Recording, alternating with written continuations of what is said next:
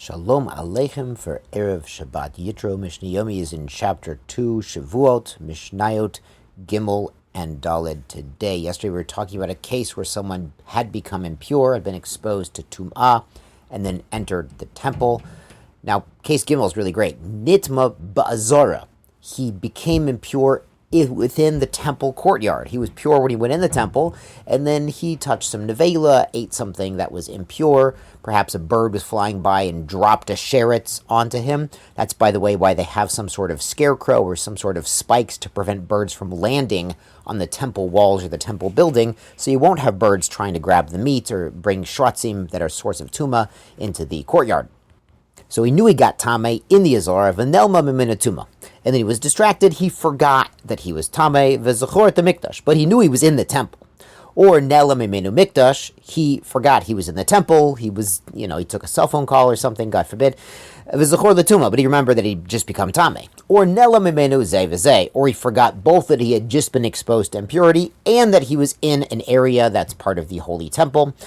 V'hishtachava, and he bowed down in prayer, which is something people normally do in the temple. And even to this day, there are those who go to certain portions of the Temple Mount to daven in the place that our ancestors did. O sheshacha, or even if he waited, bichtei hishtachava, long enough to bow down in prayer. So he delayed his exiting from the temple courtyard when he was tameh, or ba lo beruka. Or even if he left immediately, but he went the aruch way out. He took the long way out. He didn't go out the first gate that was available to him. Chayev, he is liable to bring a carbon for tuma in the temple. Biksara, if he immediately goes the shortest way out to the closest possible gate. Pater, he's done everything he could to not have tuma in the temple courtyard, and he is pater, he does not have to bring an offering. And the Mishnah adds this cryptic statement, Zohi, this one is the mitzvat aseh, the positive commandment, sheba mikdash, in the holy temple, she'ein hayavin aleha, that they're not required about it. Now, what this means actually refers to something in Masechta Horayot. Horayot is rulings. We're going to get there in a little while. We have a few Masechtas in the middle, but in Horayot chapter 2, they say that when the Sanhedrin, the high court, makes a mistake, and most of Am Yisrael accepts their mistaken ruling, and then they realize they made a mistake, they bring a special bull as an offering, a par helim davar shel tzibor, a bull that's brought to atone because they got their ruling wrong.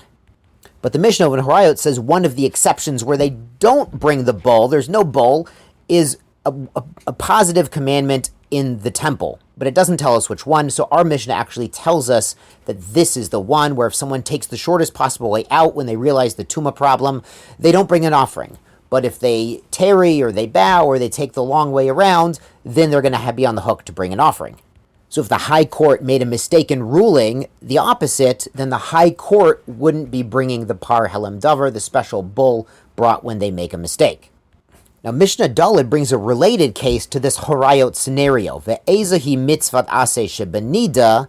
What is the positive commandment regarding nida, regarding menstrual impurity? Shechayavin aleha, where the high court, if they make a mistake, will indeed have to bring the par helim davar, the special bull.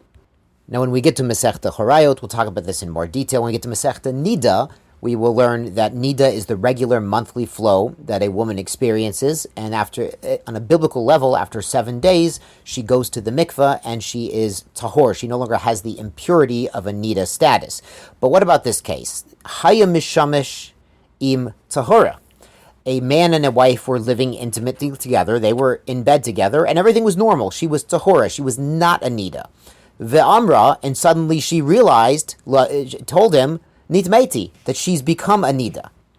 Now, as a quick aside, according to the Torah, one of the ways a woman can become nida is by seeing the blood exiting from that area of her body, but also if she has a hargasha, she has a sensation of flow internally, that would also make her a nida instantly, even before the blood departs. Now, modern poskim say that it's very, very rare nowadays for women to actually feel the opening of this situation and the onset of her flow. But it could happen.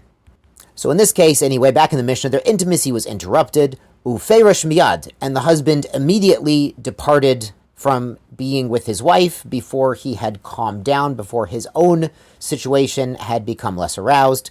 chayav. He actually has to bring an offering. And it would be a chatas for cohabitating with a nida.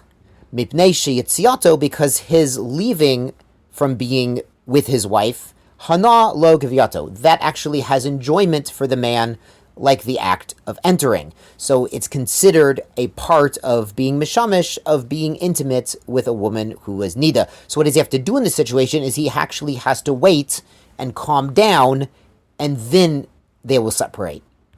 And this is the opposite of the exiting from the temple courtyard once you realize the tumah, where there you need to get out immediately to not be obligated in a carbon. And this is brought as a contrast, as the opposite case, where if the man separates immediately from the wife who had just become a nida in bed, then he's got a problem. Yashar Kohachem, good Shabbos.